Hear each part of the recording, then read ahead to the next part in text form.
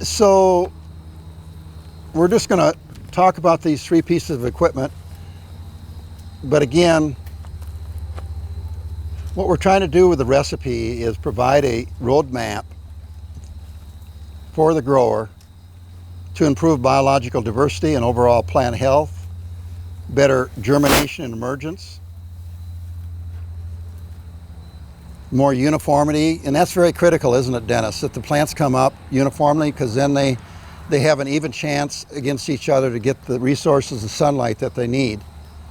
We want to increase the cell division of the plant and its rapidness of growth and vigor. And actually, the one product we talked about at the end, Bulker, is kind of an interesting product in that you put it on the last 40 to 60 days of the life of a crop, and it actually speeds up the photosynthetic rate and the cell elongation, right, Dennis? And sugar content of the crop.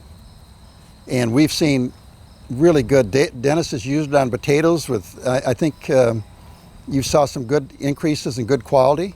Yeah, major increases on potatoes and horseradish. Yeah, and you've used it on sugar beets too, haven't you? Yep. Yeah. Again, what we're trying to do, and we've been talking about, is increasing our efficiency and utilization of our fertilizer dollar.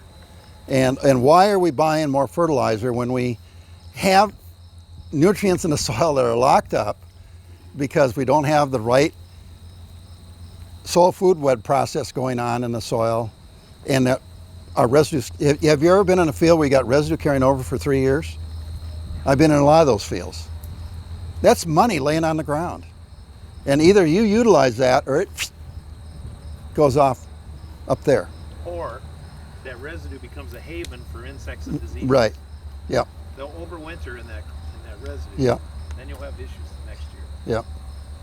It seeds the next year's crop. You can see here, my hand is in.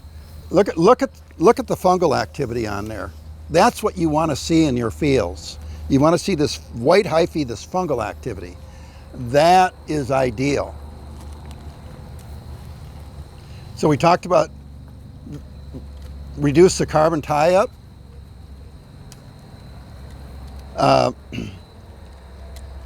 And also of soil nitrogen, free that up for the plant, and just overall plant health, and create better test weight, better seed size, and more uniformity. Now this right here, this year, this plant right here, you see it's pretty green from top to bottom, isn't it? Looks pretty healthy. So this is actually came out of Marlowe's little plot up by the shop where he's been watering it all summer long. And then I went in there and start putting Bio Impact and Bioenergy Plus on it. I probably put a couple of, at least 3 applications on. And still very healthy. This right next to it, the check area, did not have that. And I believe this one, let's see, I got to get this right. This one is 12 rows around, and this one is 16. And then we got this one over here. And I've been watching this field all summer long. This is the field, Matt, over on 30 and Freeway. He was the first one to plant. Remember that guy? This is out of his field. And it's already shut down. And besides that, yeah, it's surprisingly, it's 14 around, but when you compare, you know, what we got here, there's night and day difference, right? So is that corn black layer? I don't know. You can check it. Which one? This one? If it's shut down to the black layer, Well, it's not showing a real distinct black layer yet. But it's not going to transport much, do much more for the ear.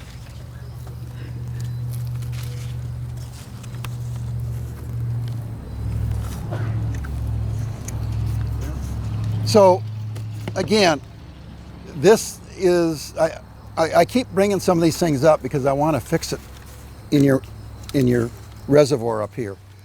How important it is to understand this chart right here. To me, this is what it's all about. Either you're farming down here or you're farming somewhere up in here. And there's night and day difference of the value of the crop you're raising and the cost of raising that crop. And if you have ever ate high brick food, you remember it. And the animal's no different. Remember, this is all the natural system working. This is God's creation saying this is not worthy of reproducing and eating, so I've got the weeds, insects, and diseases that like low energy, but they don't like high energy. So your job is to have the high energy environment.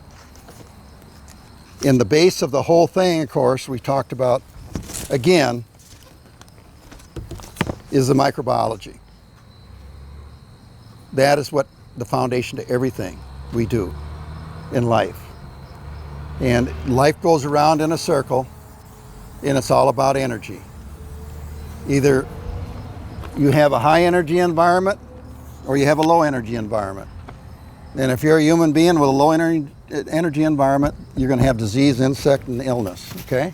So if you're not taking care of your health, getting plenty of sleep, exercise, and eating the right kind of foods, and taking a probiotic, and a little fulvic acid, you know, a little sea mineral, all those things will help you. Because what we're trying to do is reach a balance of building and maintaining soil bioactivity, bioactive carbon, humus, very, very important. There's dead carbon, and then there's bioactive carbon, living carbon. Biodiversity, and a real key one is reduce toxins in the system. That's where we want to get rid of the glyphosate, the salts. Salts are deadly. They create that low energy environment. They're the ones that destroy soil structure. The health status of the soil determines the health status of the what? Oh, I was just gonna ask, the glyphosate and the salts, are you referring to like generally moving towards all these different sustainable practices that we talked about? So you're not adding high salt fertilizers? Right. Yeah. We're going to talk about that in a minute. Right. You want to keep the toxins out of the system.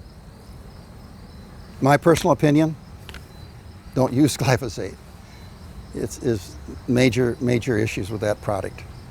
The health status of the soil determines the health status of the food chain from the soil up. Soil health is the foundation to resiliency, regeneration, and sustainable agriculture. Healthy soil is active, alive, and continuously regenerating. As we've gone through this pandemic thing, think about it. Of all the stuff they told us about the pandemic, the virus, what have they not said to us? Huh? How to treat it. How to use. What have they not? What? Huh? Immune system. That's right. Are they teaching kids in school today how to eat healthy and be healthy? No. This is all about money and the gravy train, okay? It's in our medical health industry and it's in ag. And the more they keep you out of balance with what they're teaching you how to do, and our universities are right now too, it's about money, okay? And you got to be concerned about your pocketbook, not their pocketbook. And it's I don't know, it's really sad, I think. Versus when I was growing up in the 70s, 80s with the universities versus where we are today, in the valuable information we're getting from them, it's all tainted with money. This is actually a picture of Francis Child's field. It's probably been 20 years or more. I was the first one to ever dig a root pit on his farm.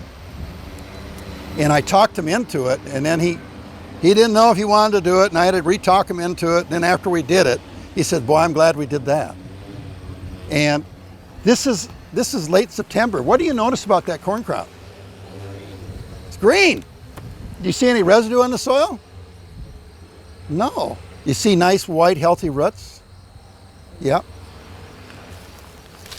They're going straight down. There's no compaction. No compaction. All right.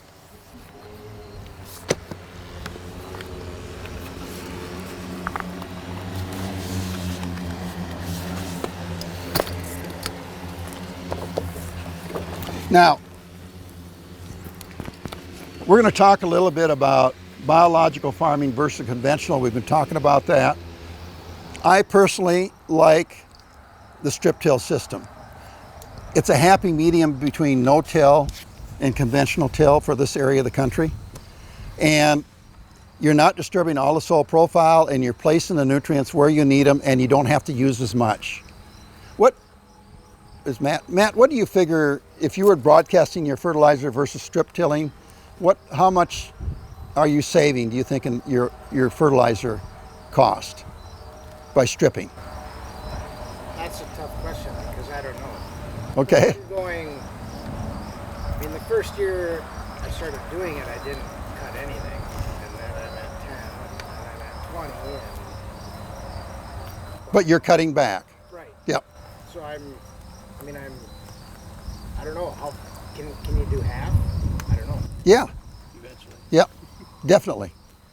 All right. So, and the reason is right here, nutrient concentration and plant uptake is optimized with fertilizer when it's in a band. So over here is a broadcast disc, and look at your part per million of N and part per million of P. Over here I'm surface with no tillage, and you can see a little higher concentration, but look at over here when I applied 100 N, 40 P, look at in my zone what my concentration is. So you can cut back and you get a lot better utilization, and you go back and forth year to year. So this would be a good example of a strip till zone versus what I call more conventional here. Now, we're going to be talking about the value of drones here pretty soon. What time is it, Dennis? 2, okay. I want to show you this picture. What do you notice about that picture? Residue on one side, not on the other. Well, yeah, but I was looking at this right here. You know what that was? That was where they run the high clearance sprayer the year before and then planted on top of it. You could see that. Look at, even as the corn got big, look at the difference. So that's what compaction does. To me, that's one of the values of the drone system. That's in my field. I brought Jim out there. The tires on the sprayer are a little bit skinnier than my gauge wheels on the back of the row unit. So that sprayer left the track that deep, and my row units were running on the outsides. Middle of the track, the sprayer track. So I wasn't moving residue. I wasn't getting my nutrient subsurface as well. When I went to the gauge wheels into there, it was the exact same value. Now look at here. Now what you want to look at is look at these two roots over here versus these two roots over here. Is there any difference? Which one had the residue program on it? Yeah. And you can see we pulled those up this spring. I think, Matt, you were with me when we did that. So, you know, the corn stalk is still there standing, but look at the progress that we've made. And it's not only what we're doing to the residue, but it's what we're doing to the soil. This is what residue does. Okay? I really think that in a lot of cases, residue is costing us 30% of yield or more. We got colder soils, we're tying up nutrients, we're harboring insects, diseases. Dennis, what else are we doing? Well, it affects planting too. Yeah, it affects planting depth. See when the one row that was clear here versus the residue, the better stand that we had. And those plants here, compared to here, are not going to they're not going to catch up, I don't think, during the season. The other thing, and this is some work that was done by Case IH, and advantage with strip till and row crop farming. And you can, I'm not just pushing strip till, but I'm pushing the concept of reduced trips across the field and tillage. And whatever you can do to cut back on that. But in this case, when we look at infiltration rate, strip till was 2.8 inches per hour in 2002 and 2.9 here. Over here in conventional it was only 0.65, so that would be what? 4 times less than what we've seen. Organic matter changes. Okay, as you can see, as we went more into the strip till and the mulch till, we're starting to pick up organic matter percentages. Now was this on the, like the rain coming in, was that on soil that was treated with the program where we got high biological activity, or was it on a conventional one where it's fairly good? Do you know? You mean the strip till thing? Yeah, this test is between strip till and, but what was the soil like? You know, I can't tell you that because I don't know the background on the study. Yeah. All I've got is this sheet. Because I'm assuming Yeah. it's probably your conventional Yeah. dead soil. Right, right. I would assume. But look at this here one, strip till. Had an average of 15 worms per square inch. Conventional had 5, and conventional with anhydrous had 1. Okay. So we just talked this morning about the value of that earthworm poop, right? It's unbelievable. Here we're looking at root development, and you can see after 3 years we've got 72, 66, and 54. So we're getting good, more rooting depth, root dimensions. Here you can see again better cubic inch of roots in strip till and length in both years. Look at the difference here, 28,000 versus 9, 10. That's a dramatic difference. I mean, you're looking at a lot difference in yield. Okay, here's the issue. You've got land expense, right? You got taxes. You got equipment expense. You got fuel expense. You got insurance, right? What else do you have for expenses? Labor. Huh? Labor. Labor, okay? Fertilizer, weed control. So you've already spent the money, right? You're spending the money. The question is, how can you spend that money and operate more wisely to get a better return on your investment? What do you think, Darcy? Is that really the crux of the whole thing we're talking about in a way? That is the crux. That's right, because we're in business to be profitable. And the only way we can be profitable is to be more sustainable. So let's look here. And what I did is I took at $2 corn, the difference in yield, $22, $5 corn was 55. Out here, it was $33 difference and $60 difference per acre. I'm surprised it wouldn't be more than that, but like you said, this is probably strip till in the conventional program, so it's not giving us a real true picture of what's happening. So fewer trips through the field. In anything you do, what can we do to cut trips? What can we do to save moisture? What can we do to get rid of excess moisture? Less labor, fuel, and time, huh? Save soil. Save soil. Stop erosion. Yep. Fewer weeds and pests. And, you know, the list goes on. So here's another one that was done by Don Rakowski. He was a USDA soil scientist. And we've got a whole paper on this. If you want it, we can give it to you, where he looked at measuring carbon loss in the different tillage systems. Remember, we're saying and we're learning carbon is our limiting nutrient in crop production. It's about energy. So in 5 hours, this is a moldboard plow, so this is CO2 loss, grams CO2 per square meter, and we go all the way down to no-till. So you can see the difference here. After 24 hours, it was even more of a dramatic difference. So we want to conserve that bioactive carbon in as much as we can. Now, I'm going to show you something you may not be able to wrap your heads around real good, okay?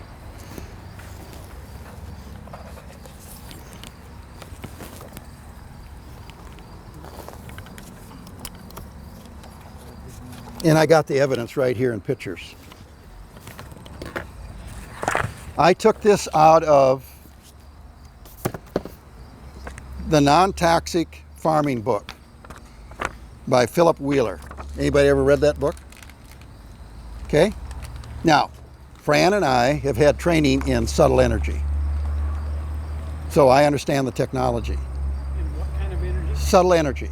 Some people call it radionics. Okay? Everything in life has a energy field to it. You have an energy field. The microbe has an energy field to it. Everything has an energy and can be identified through frequency.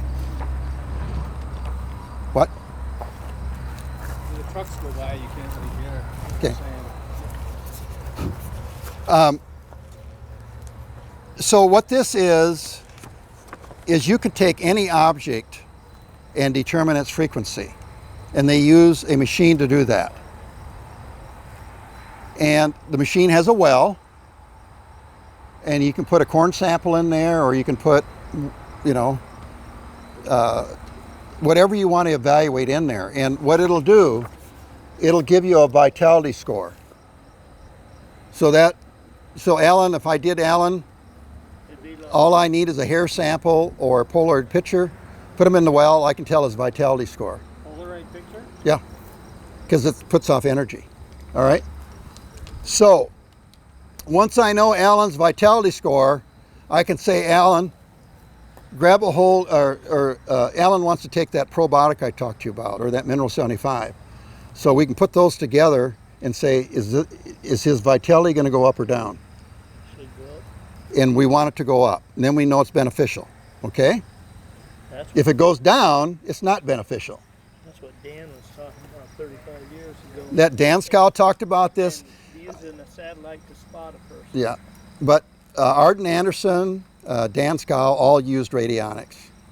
My buddy from Buffalo Lake, Dale, he used radionics, and he would take the milk and analyze it, and he knew exactly what kind of ration to give that cow, just through the milk.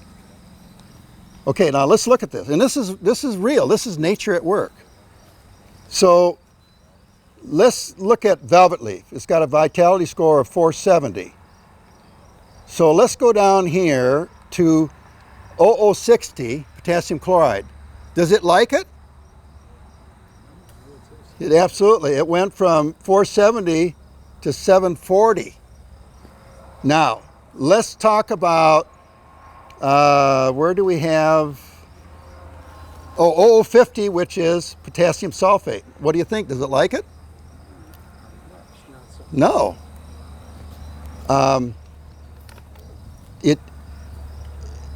Does it like humic acid? Kind of like anhydrous. It likes anhydrous, doesn't it? You see what's driving weeds in the field? Okay? Weeds are there in nature for a specific function, and that's to balance. You balance your environment and weed pressures go down dramatically. Now, let's go down here. It doesn't like lime. It doesn't like gypsum.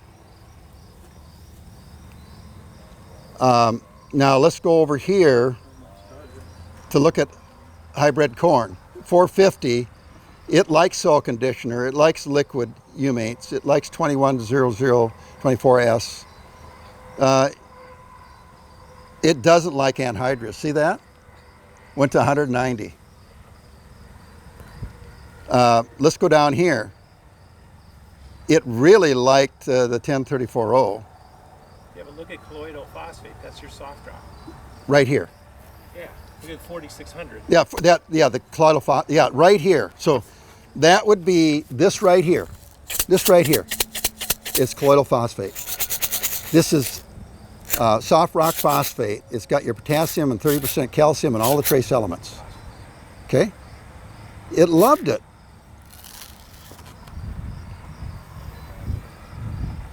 Look at what Velvet Leaf didn't like it too well, did it? Okay? What else do we notice on here? Let's go down here and look at 0060. It doesn't really like 0060 that much. What is the majority of the potassium used in corn production today? 0060. Let's look at, okay, Dennis, what is the difference between 0060 and 0050? 0050 is potassium sulfate. That would be this product right here. Where is it?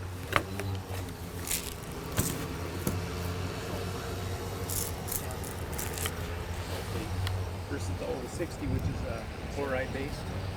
So on 100 pounds of potassium chloride, you're getting 47 pounds of chloride.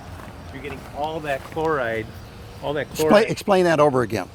So 060 is potassium chloride and potassium sulfate is 050. So on 060, if you take 100 pounds of 060, you get 47 of that is in chloride. 47 pounds of chloride. Which is the salt. 100 pounds of 060. Yeah. Which is a salt. And that's what Matt and I have been talking with Matt for a number of years about getting the 0060 out of his program. The problem is 050 is very expensive. Yeah. But if he's banding, we can probably go in with lighter rates more often.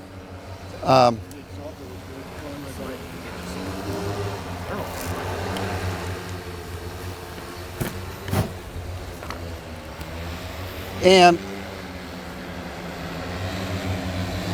you see, alfalfa weevil loves anhydrous. It doesn't like colloidal phosphate. So if you're after raising a high value crop and you want quality in that crop, why would you ever use these salt-based fertilizers? Go to your natural soft rock phosphate, potassium sulfate, elemental sulfur, okay? It just doesn't make sense. My question is, how does corn even survive then? Now, Who was it that did this work, and is there a bigger chart with more crops on it or not? yes, it's all in this book right here. Oh, okay. And now, what do you see in this picture? You see, this is Matt's bend site, okay? So what do you see in that field? I see a lot of soil balancing. Yeah. What do you notice anything? Do you see the strip of weeds? Okay, Matt, tell him what happened here. I was going to try my first year of no-till drilled beans. So I was leaving the yard and I thought, well, I'll just put the applicator down and I'll just run a strip of 52.0 and 060 and I'll just put a strip going down the headland out to my mailbox. And then I got... So it was in the ground or was it above ground? It was in the ground. Okay. And then I got there, picked it up and went to the field and took off. And then ended up planting that whole field, drilled soybeans, and yeah. But it was right to the A little bit. It was. I had an 8-row machine at the time, and you could see even in the rows, 20 feet. Look at how that high salt fertilizer drove the weed pressures. Now, why do we have such a weed mess in this country? Okay, they're not telling you that, are they? They're telling you if you go to the co-op, they're telling you to what? Buy more 0060 and all this high salt fertilizer. It's a train wreck. Now, I had that analyzed. He's even a better picture there. So I had that analyzed somewhere here. So the really only difference in the strip with the weeds and outside the strip was we had 110 pounds more potassium. That was the only major difference on the soil test between pulling where the weeds are and outside the strip pulling the weed. Now, Dennis, what did Scow teach us in Arden Anderson? When potassium, And phosphorus are out of balance, you'll have broadleaf weed. right, so when your potassium gets higher than your phosphate, you're going to have a broadleaf problem. And this is a classic example of that. This is the stuff they're not teaching farmers that can make night and day difference between making money and not making money and fighting it. So what we're saying also is that those weeds are trying to balance the soil. The weeds are there because they're trying to balance. It goes back to this chart right here. Okay? Negative energy. The weeds are there to bring it back up the scale. This is nature at work. So if we let the weeds grow, they'll help balance the soil. If it's sown off early, we're still going to have unbalanced soil. Say that again? That's kind of sarcastic. If you do what? We let the weeds grow, they're working to balance the soil. If we kill them off, there's nothing there to try balancing the soil. But that's not reality. You can't do that. Yeah, Okay? it happens. Yeah.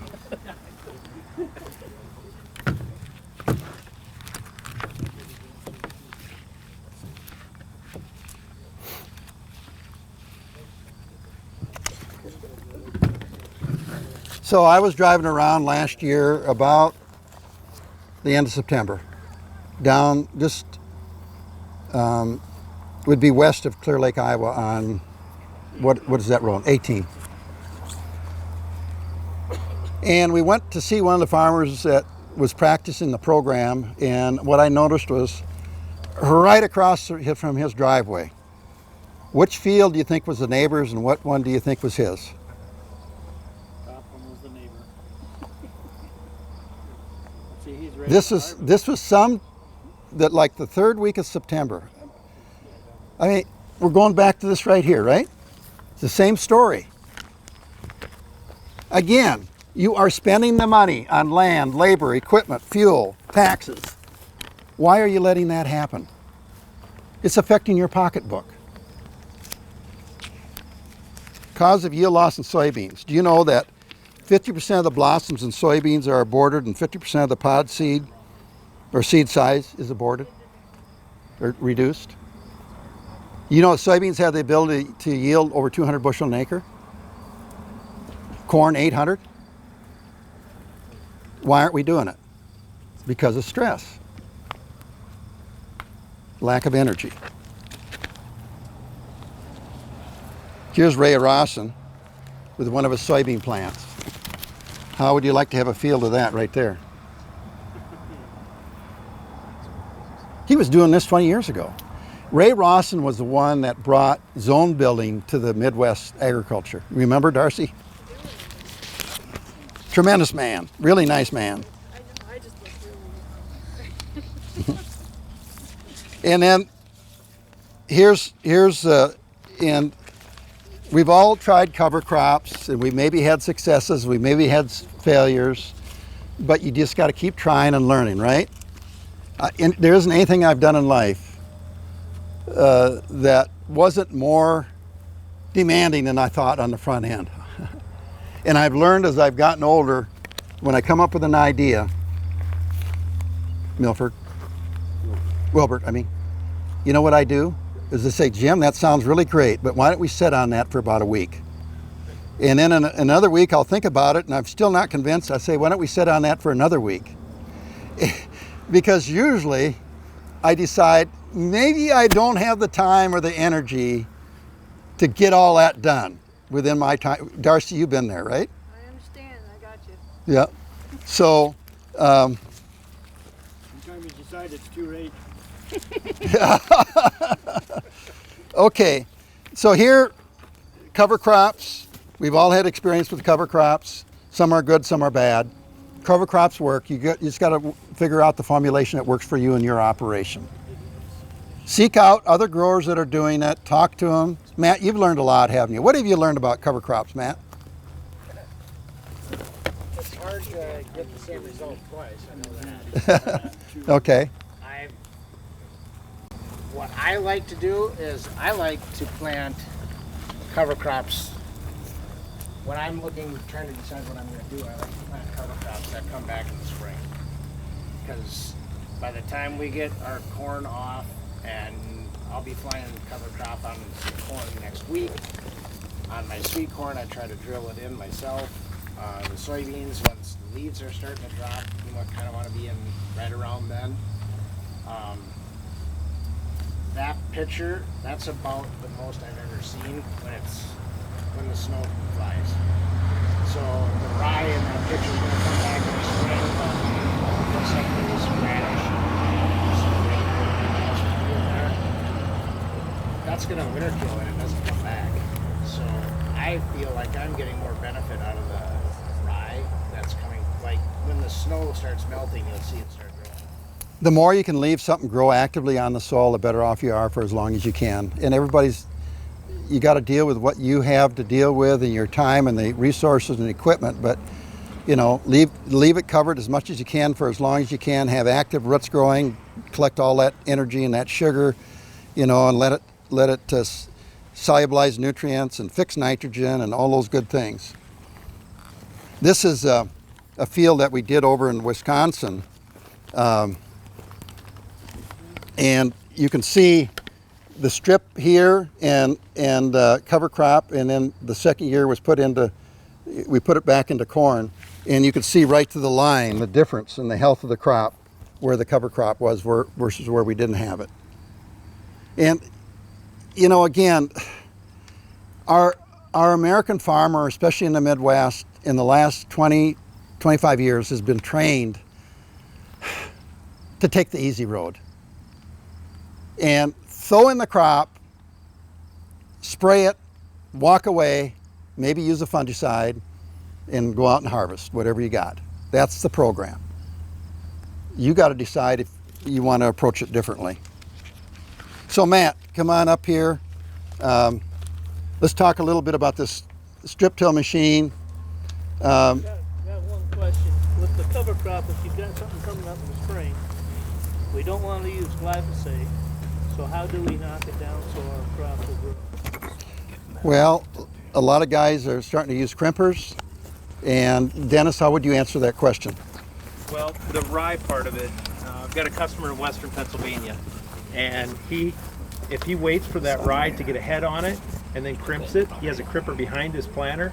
It just mows it down nice and has a nice bed there, and it stops some of the weeds from growing. Unfortunately, he had 27 inches of rain in the month of July, so we had a lot of weeds that came back, and it's conventional soybeans, but we did stop a lot of weed growth. So that's one way of doing it. I have a neighbor that cuts at the end of May, bales it, and then no plants into it. Yeah. I suppose the rye would come back unless he lets it get up to head. I'm not crazy about that because you lose all your carbon by baling it.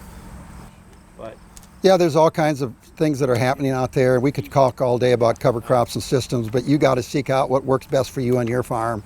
Talk to people that are doing it in your area and try to come. There's no one pat answer for all of you. You got to kind of figure it out, and like Matt said, you learn right as you go a little bit. I think there's a lot of difference also. I've read a lot of research data that's done from further south, and that's a whole different ballgame than, they're taking their crops off and then putting their cover crops on, and they're getting maybe 3 to 4 months of growth before they're gonna, because it doesn't necessarily die in the wintertime.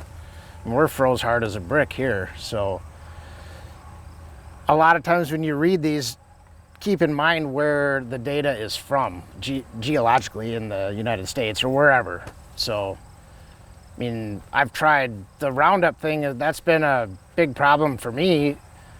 How am I going to economically terminate this cover crop without using Roundup? And that's a question that I haven't had a real good answer for. So I've tried like gramoxone and 2,4-D, and I've tried all that stuff because I've read all these papers about how that will also work. Well, gramoxone works best if the temperatures are above 80, even 85 is when it works the best. Well, that's kind of tough to get here in the beginning of April. I mean, we're happy if it's over 65. So, yeah, that's where you just got to try stuff, I guess. And then, of course, crop rotation, try to rotate. You know, everybody has a different theory on that. A lot of guys have been continuous corn and make it work good. My dad and I, we've always been really heavy corn. Like, there's a lot of fields that were 20 years continuous corn, just because corn's king around here. We don't grow that good of beans. So the crop rotation I'm looking at cover crops as my crop rotation. So instead of just I might still be planting corn on corn for a cash crop, but I'm putting a crop of cover crop in there, and that's where the biodiversity in the soil comes in. And I think when you were talking about the fungus, the white fungal on the crop residues, and Jim said earlier about how you're sitting in your living room and every fall the neighbor comes and drives his car through your house. I kind of look at it, the fungus is what you need to do the heavy lifting on the breakdown of the material.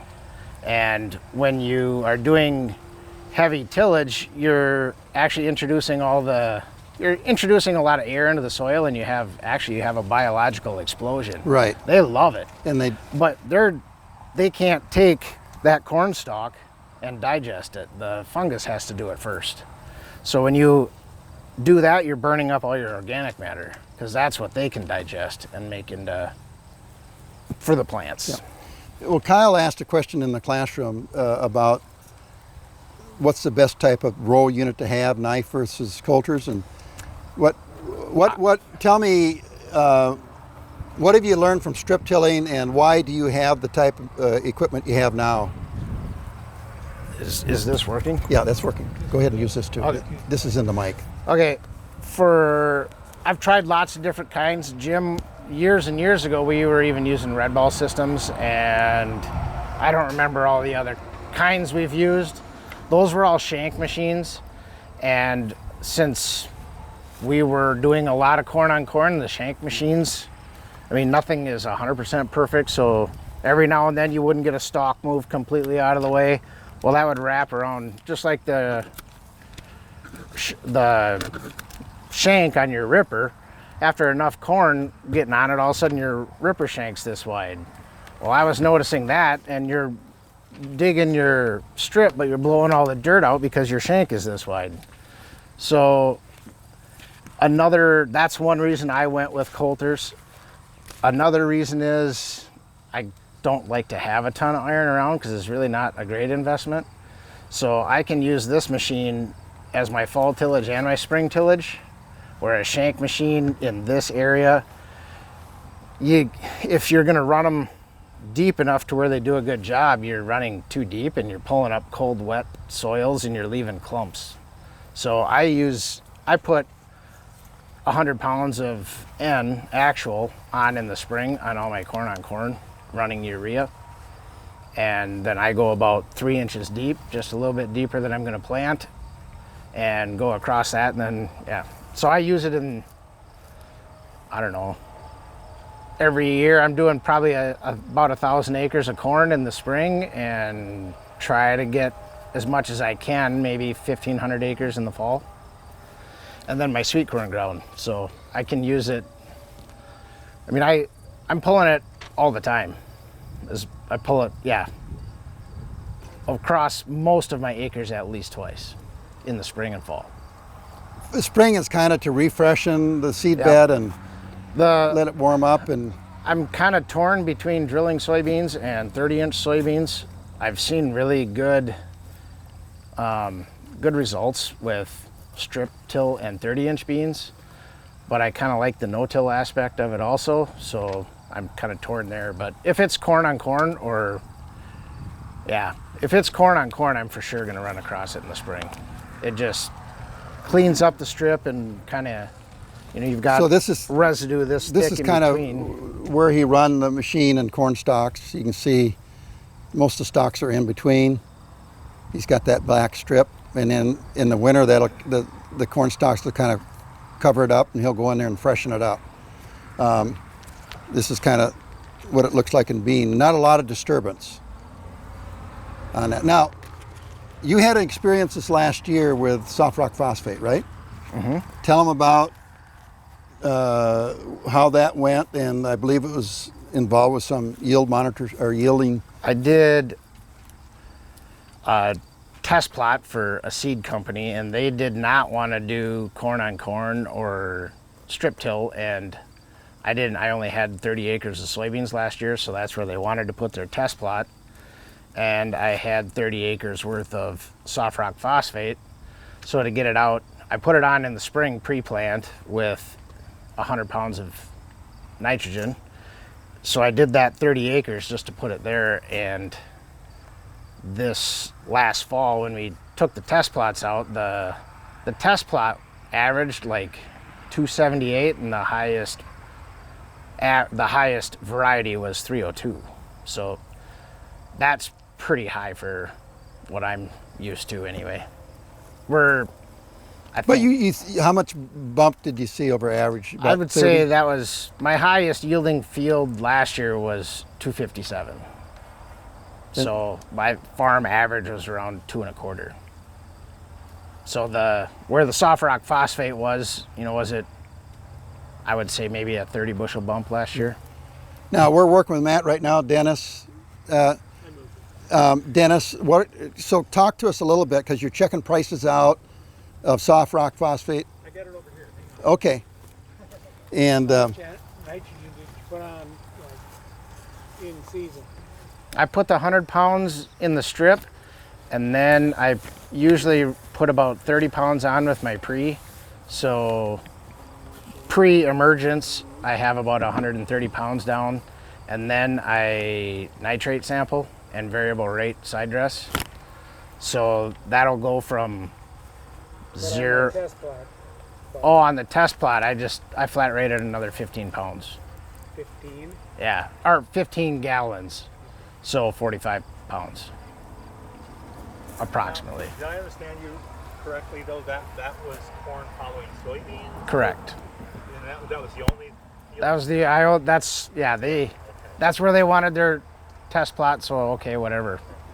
But, well, I guess my question then is, how much was the phosphate and how much was the soybean, following soybean? Correct, and that's fair to say that, and I don't, I can't tell you. Dennis, what is the prices right now? So right now the cost of soft rock phosphate at 300 pounds per acre, which is what Matt's going to run this year in the strip till machine, is equivalent to running 200 pounds of MAP on a broadcast or in a strip, whatever. They're equivalent on cost per acre. MAP is about $7.25, and we're figuring that soft rock's going to be around $4.30 per ton delivered. But still kind of factoring in shipping, shipping is so out of whack right now, we don't even know where it's going to be. It varies from day to day, is what I was thinking. Potassium sulfate is going to be probably between $900 and $1,000 a ton type of thing, very high. And if we can get the fall residue program going and put it in a band, and we can cut back on rates, we can make her work, I think. And remember, soft rock phosphate is not a high salt fertilizer like I just showed you in those pictures. It's a natural ore. It's what, 24% P? 24% and 31% calcium, plus you got all the 50 traces with it.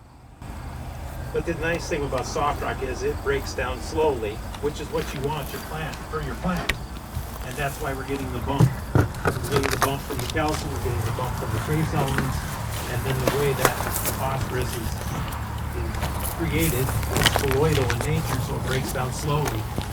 And it allows phosphorus bonding in the plant. So you can actually get a higher brix level in your plant using soft rock versus MAP. Another thing is this is prilled humate, 80% prilled humate.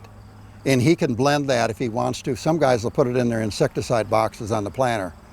But anytime you can add a high quality humate, we bring this out of Mesa Verde out of Mexico. Again, you're adding that carbon source, that energy that helps the microbes, feeds the microbes, etc. So it's another thing to look at. Okay, let's go on down here. Let's keep moving. We'll go down to the planter.